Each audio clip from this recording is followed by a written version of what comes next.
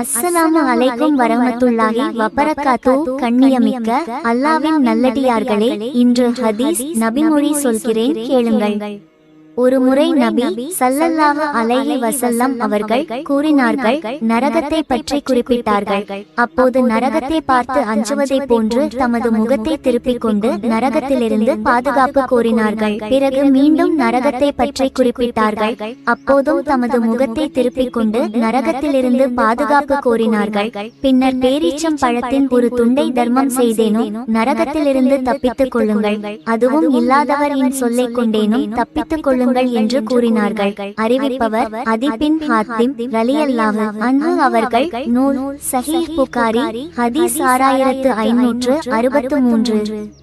ஆகையால் அன்பானவர்களே, தர்மம் செய்யுங்கள். அல்லாஹ் நாம் அனைவர்களின் பாவங்களை மன்னித்து சொர்க்கத்தை தந்தருள்வானாக. ஆமீன்.